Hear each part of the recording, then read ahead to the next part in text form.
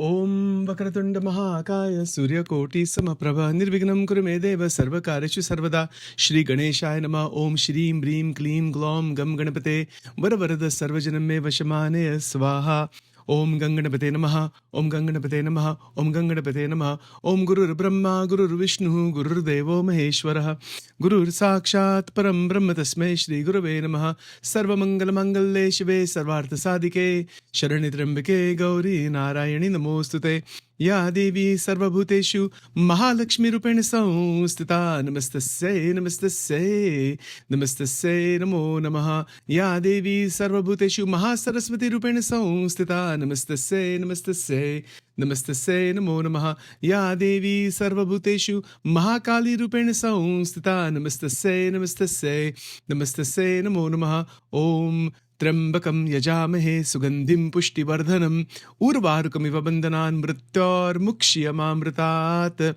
Om Namah Shivaya Om Shri Swami Narayana Namaha Om Shri Lakshmi Narayana Namaha Om Shri Krishna Narayana Namaha Om Shri Nar Narayana Namaha Om Shri Vasudev Narayana Namaha Om Shri Badri Narayana Namaha Om Shri Satya Narayana Namaha Om Namo Narayanaya Om Namo Bhagavate Vasudevaya Om Namo Bhagavate Rudraya Om Namah Shivaya Shri Hanumate Namaha Om Jai Hanuman Gyana Guna Sagar Jai Kapesati Uloko Ujagar Ramaduta Atulita Baladhama Anjani Putra Pavana Sutanama Shri Hanumate Namaha Om Dram Dattatreya Namaha Shri Guru Bhyo Namaha Dhyan Mulam Guror Murti Mantra Mulam Guror Vakyam Puja Mulam Guror Padam Moksha Mulam Guror Krupa Om Hrim Namaha.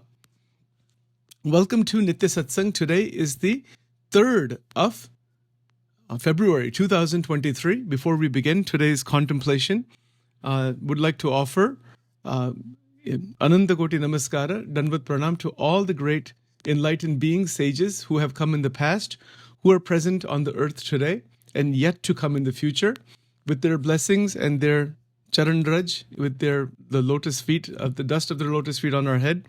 We want to continue our contemplation on extraordinary ideas that are written in the scriptures.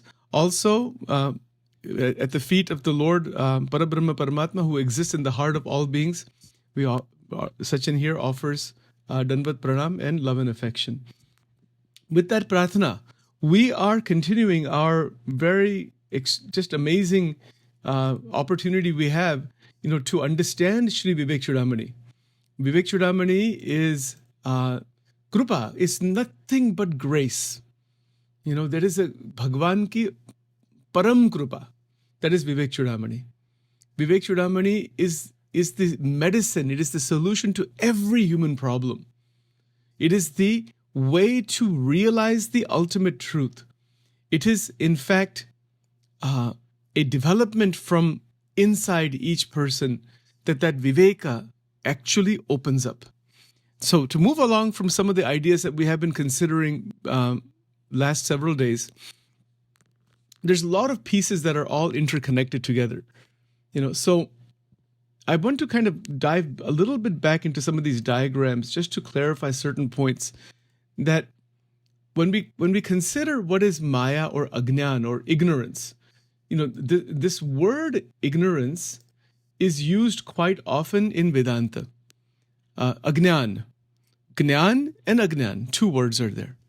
So Ajnan has these multiple characteristics. We talked about it a little bit before. That is Anadi, Anirvachanya, Trigunatmak, Bhavaroop. It is Gnan Virodhi.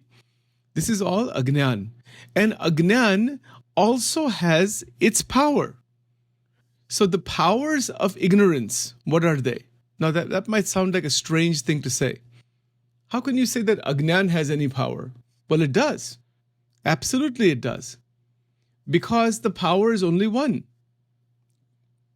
The power of ignorance is where the power of God is not seen as it is, but it is seen as something different that is called Ajnan. So that same power functions in a very different manner. So there are 2 main powers of Ajnan, or that is called ignorance. That is Avaran Shakti and Vikshep Shakti. So what is Avaran Shakti? So we can say this is a certain aspect of Maya. Maya is this Agnan.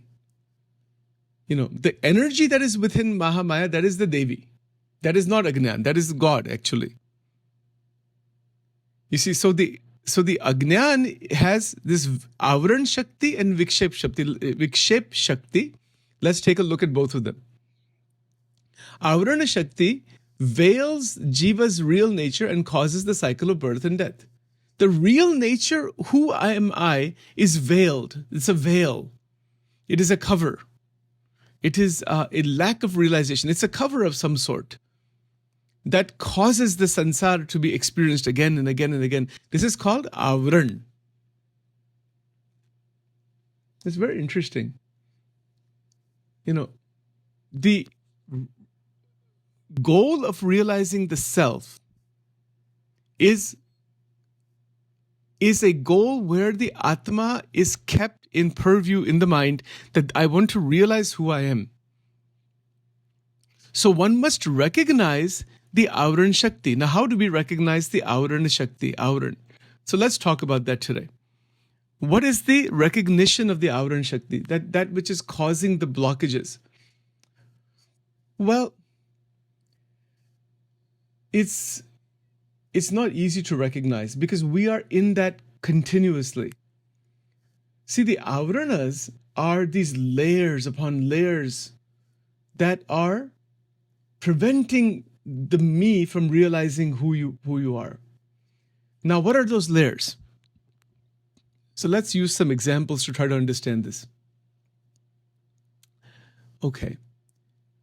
In human civilization today, there are innumerable divisions, caste-wise. In India, that still is there. In color-wise, race-wise, right? All these divisions are economic strata.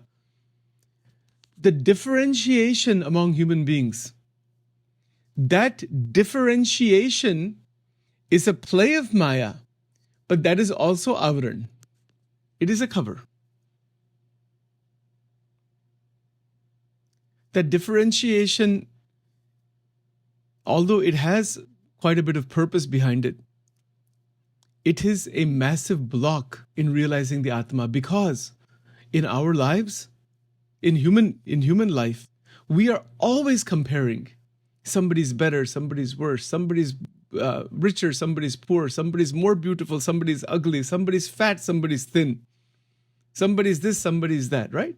And we're comparing ourselves with that all the time.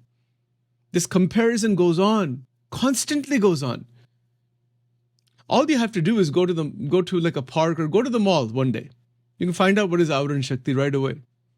You don't have to go far.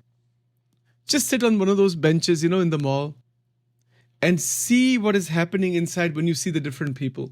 If you see a really obese person, see the reaction inside the mind. Immediately there's a difference. Oh my God, thank God I'm not like that. How terrible this is. Or the feeling is, oh, that's terrible, that's ugly. Something like this will come up right away. One of these things will come, or many of them will come up. It is possible to practice Vedanta sitting in a mall. Absolutely. You can go to a temple. Temple mein jayenge to sab, that is bhakti bhav. All that is, we tend not to judge anybody in the temple, usually not. But, people do also there also. But more connection is with Bhagwan and all that. We try to maintain. But to break the division between the mall and the temple, anywhere you go, it doesn't matter where you go, everything is temple. Get rid of these divisions.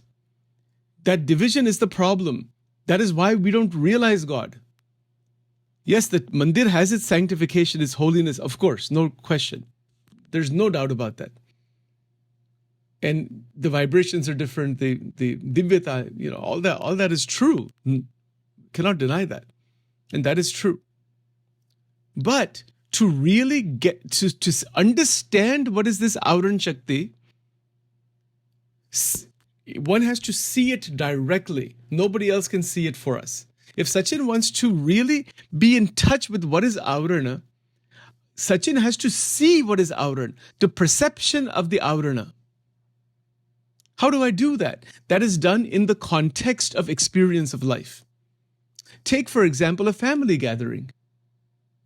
It is an opportunity to practice Vedanta. Different people come, extended family members come, whoever is coming. See the innumerable differentiated reactions going on. Somebody said this to me, somebody's a good person, somebody's like this, somebody's like this, this. It just goes on. Ye sab kya hai? Avaran.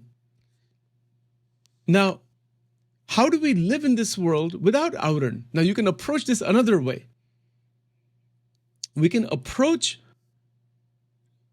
to understand agnan, we can resonate with gnan and not worry about agnan. It's possible. So there's one of two ways. You can try to see what is agnan and separate yourself from that. That's not me. That those thoughts are not me. Those layers are not me. That's part of the conditioning, part of my programming, part of my thinking, etc. That's not who I am. I'm not that person who is judgmental with others and creating, this all kinds of reactions inside the mind. That's not who I am. So you can approach it one of two ways. One way to approach is by this, by sitting, when observing the reactions that are going on. It is called Sakshi Bhav in Vedanta. And that is also it's there, and that is also needed. It's a good path. In fact, when we do the Havan, when we say Om Aim Atmatattvam Shodhyami Namah Swaha, what does that mean? What is its meaning? So Aim is Mahasaraswati Bij Mantra, to awaken this Viveka from inside, that who am I, and to move out of the layers of ignorance. Atma Tattvam Shodhyami Namah Swaha. That one mantra itself is enough for enlightenment. That it is a prarthana to the great Mahamaya, to the great goddess, that you please bless me with your tremendous wisdom so that the Atma can be realized and all the layers of Agnan can be finished once and for all. Atma Tattvam Shodhyami. Shodhyami means what? May I discover it. Remember we said yesterday that spirituality is an experimentation. It is a discovery of the Atma. So Atma Tattvam Shodhyami Namaswaha. Nama means what? Not me, not the ego and all the false layers. That's not who I am. Just this one mantra, Om Aim Atma Tattvam Shodhyami. Shodhyami means this me, meaning the mind-body complex, etc. Everything. May this person, may this mind discover the Atma Tattvam Shodhyami Namaha. Namaha has several meanings. One meaning is that not the ego and the me, the I that is conditioned, etc., the I that is stuck in the limitations with all of the divisiveness, not that me. And the other meaning of Namaha is that to completely surrender at the feet of Bhagwan. Completely, 100%, one is giving oneself 100% at the feet of God, and that 100% offering oneself at the feet of God, that is Swaha. So that is the ultimate meaning of Swaha. We could spend years talking just about the meaning of the word Swaha. It has a lot of depth behind it. But it basically means that we are offering whatever we are offering. Like when we do a Havan, we offer the different, the rice and the ghee and the different, the Havan Samagri. It is offered and is burned. It is burned into the divine light. It becomes Agni, right? It gets transformed into Agni. So that is a physical way of removing negative energy and all those kinds of things. But it also is a way of connecting with the Divyata, divinity. So that is a physical Havan. And that Havan is also a type of, connection with Bhagavan. And then the other kinds of Havan are the internal Havans that are done. That is called Gnan Yagna, Yog Yagna. That's the Yagna that is done inside. So this internal Yagna you can do sitting in a mall. I don't think anybody have thought about that before. Maybe, maybe not. I don't know. You yourself are sitting in the mall, just ordinary, putting on shorts or whatever. You're not putting any tilak or anything like that. You can if you want to. You're just sitting with yourself. You're sitting with the observation of the reactions of the mind. And those reactions, swaha, usko swaha kar dena. And use this mantra, Om Aim Atmatattvam Shodhyam Namaswaha. And if you don't remember the whole mantra, just Om Aim, enough. Bahut ho gaya. You don't need any other mantras in life. If you use this Aim Bij mantra, it will open everything all the way up to the highest enlightenment for you. Just this one seed mantra. Ved Vyasji chanted this for thousands of years. That's what they say. I don't know the exact time period. And from there, all the Puranas, all the scriptures were written. So when we're sitting in the mall, remove the idea that that's a mall. It is the Brahman. Can we do it? Sarvam khalvidam Brahma. Mahavakya Upanishad ka. Try it sometime. Go to a mall specifically for this purpose, to remove the idea that you are in Delaware, you are in a particular state, you're in a particular place. Get rid of all of those layers. Those are all the Avaran Shakti. So for example, Sachin goes to Christiana Mall. We have a mall here, Christiana Mall. So in my mind, this is Christiana Mall, this is Newark, Delaware, this is United States. This is Avaran Shakti. That's not true. It's a false, fake, created thing. That's not actually true. There's nothing like Christiana Mall. There's nothing like Delaware. There's nothing like Newark. There's nothing like United States. There's nothing like Sachin also. There's no name or form that has any actual reality. It's not real. It is absolutely fabricated, fake phenomena. And we have accepted that as real and are living inside that fake reality.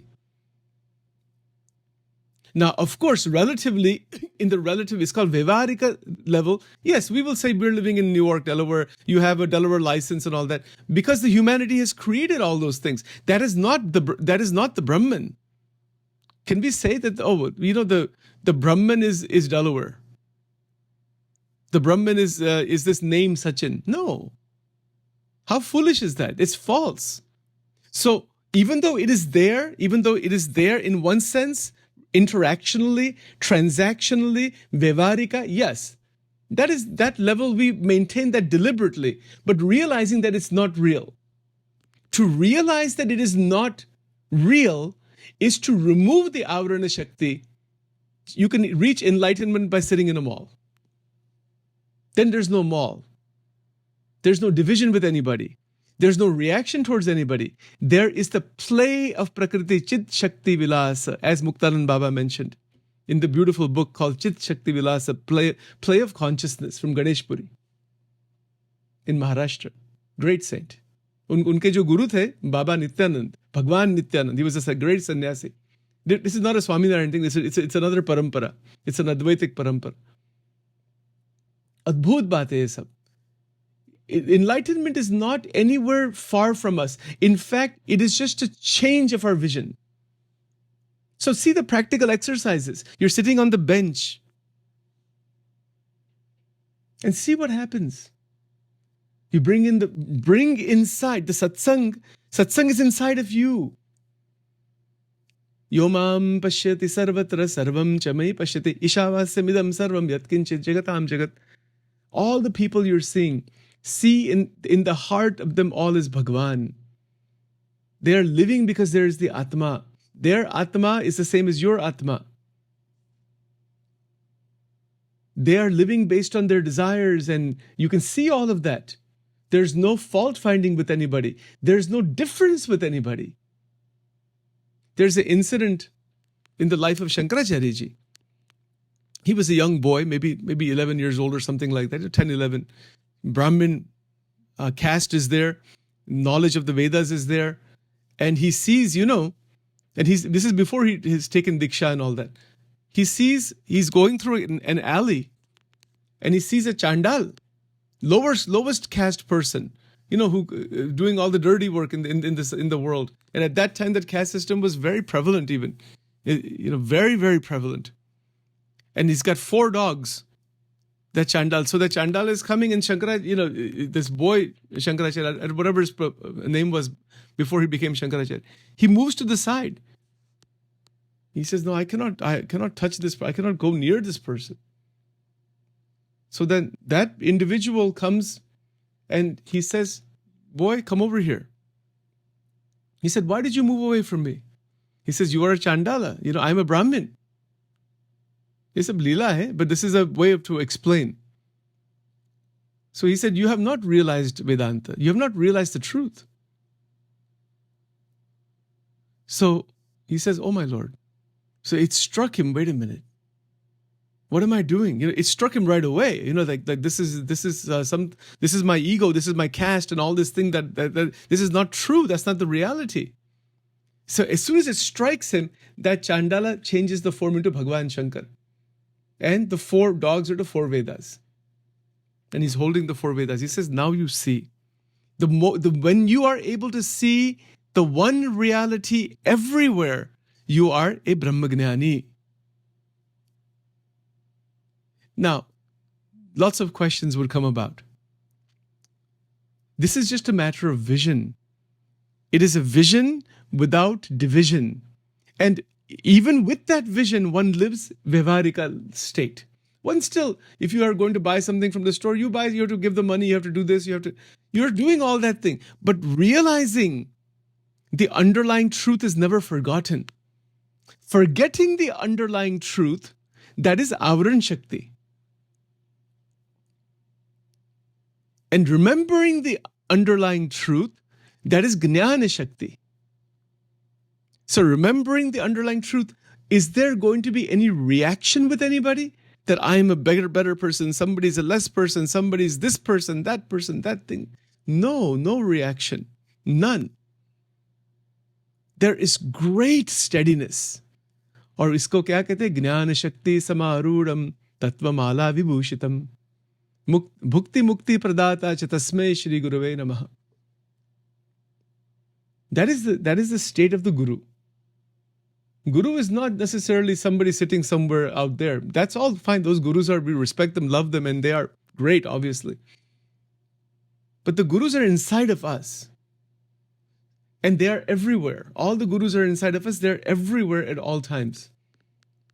So let's use another example. You are at your family gathering and you say, oh, this is my mother. This is my father. Yes, interaction for the body. This is the mother of the body. This is the father of the body, not me. These are children of the body, not me. These are possessions of the body, not me. This approach is called neti. It's called neti sadhana. Na iti. That not this. Then what is remaining is who you are. See, bodily relationship, yes. These are the children coming from the body because of the karmic connection. Fine, no problem. Atma doesn't have any birth or death. Na jayate mriyate vana kadachin. Atma is never born, is never dies, is never created, never destroyed. Bhagavad Gita chapter 2. Na hanyate hanyamane sharire. So many verses are there. So the Atma Tattva is its Sanatana Tattva. The Atma Tattva is an eternal Tattva. You are that eternal being. You are not a perishable being. You are Akshara, not Shara. Akshara means imperishable.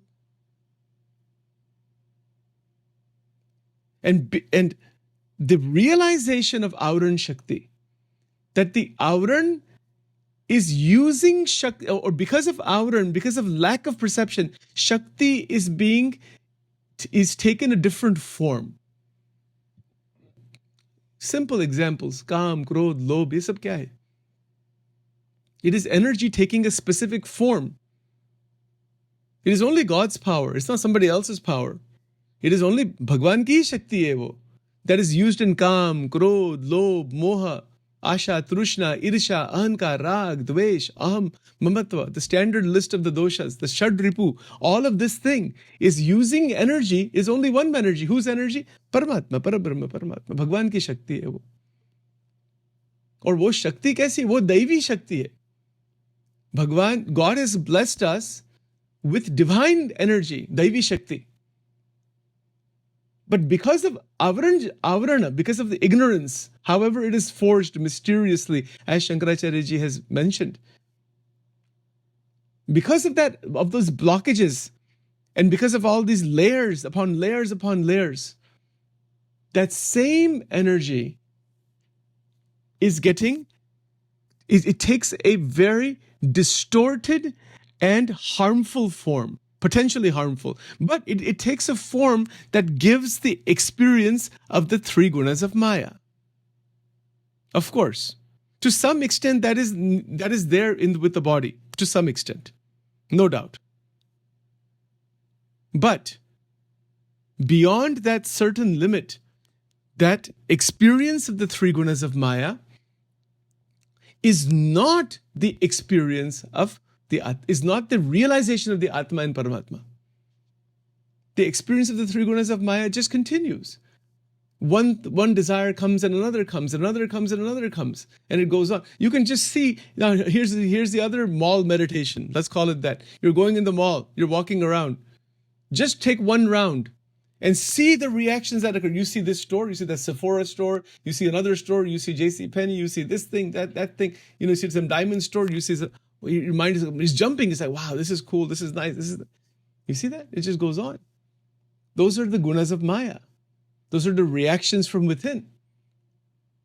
And we can observe them. So when you see that, sit back on the bench, take a mala, Namah Shivaya, Namah Shivaya, Namah Shivaya, come back to the reality. If you see a diamond store in the mall, and if there's a reaction like, wow, this is really awesome, then come back and say, okay, this is a reaction. This is a thought wave.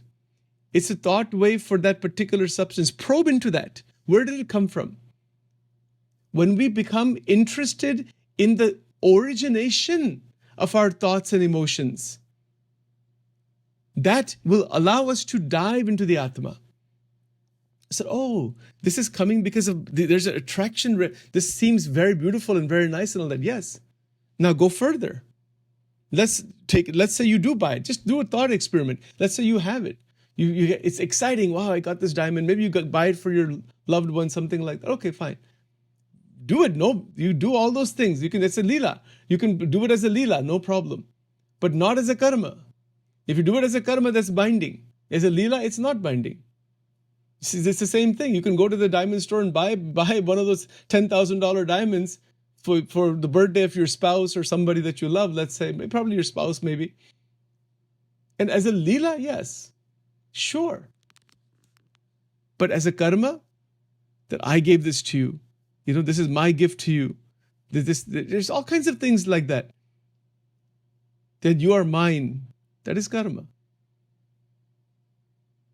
The transition from karma to lila is the key in living in this world. If we can live in this world with a sense of lila, with a sense of non-binding action, while enjoying the activity. Yes, is the diamond sparkling and beautiful? Sure. Are you enjoying it? Sure. Is there any binding? No. How do we know that? Bhagavad Gita, Samaloshtashma Kanchanaha. So what you do then, if you buy a diamond, go home, make a small diva, put the Bhagavad Gita in front of the diva, put the diamond in the left hand, and put dust in the right hand. This is a sadhana, it's something to try. Samaloshtashma Kanchanaha. Bhagavad Gita teaches. Do it actually, see what happens. You can take a piece of jewelry. I don't think anybody's ever done this before, but maybe, if you have, I'd like to know about that. You have Murti of Bhagwan Krishna or Ishta Devata. You have a small lamp, and Bhagavad Gita, Granth is there. On the one hand, take a diamond or very expensive jewelry, whatever jewelry, people have jewelry at home, put that in one hand. And in the other hand, put a whole bunch of dirt and dust on the other hand. And keep them like this, and take deep breaths inside and say Om Namah Shivaya, Om Namo Bhagavate Vasudevaya. Bring inside the mind the equanimity for both. This is Vedantic sadhana. Have you ever heard anybody teach anything like this before? Most people are just, see, we are so trapped in limited things. And religion has become a reaction to the problems of life. Rather than a reaction, it can be an uplifting, tremendous state where you are living as a lion in the jungle of Maya. And if you want to learn how to do that, these are the sadhanas to do.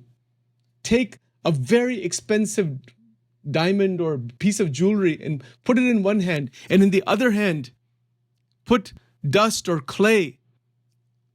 Go outside and dig up a little bit of dust, little bit of clay from the ground, and put it inside there, and see inside that they are both parts of the earth.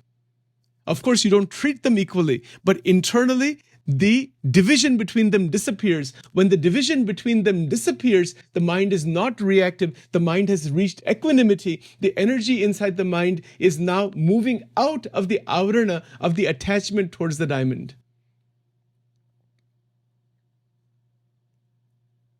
And that energy then becomes available for Brahmachintan.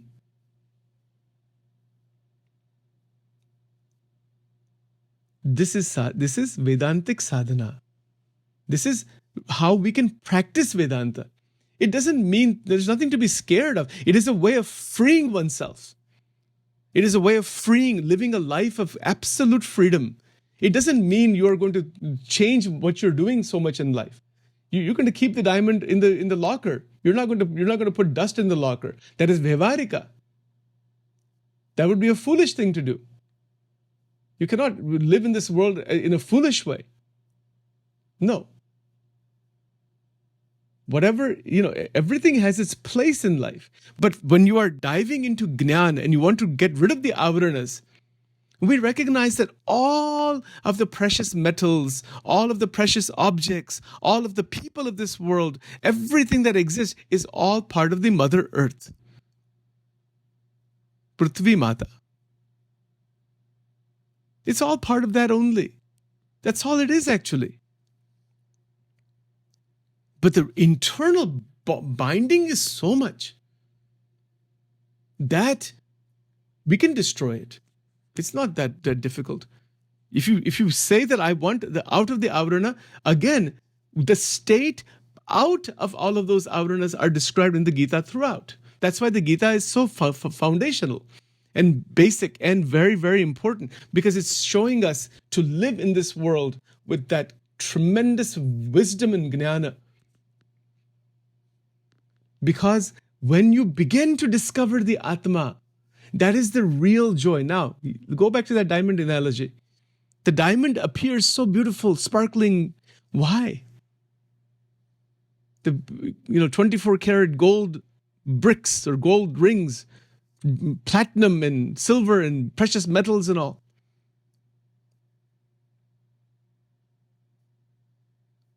It appears so beautiful or so sparkling. It has value in the sansara, no doubt, because people have commonly given value to it. That's why. But anything in Prakriti that appears beautiful, appears attractive, appears stimulating, is due to the Atma. If there is no Atma and Paramatma, there is no experience of anything, not Rajogun, not Tamogun, not Sattvagun, not anything. There is no Anubhav of any kind.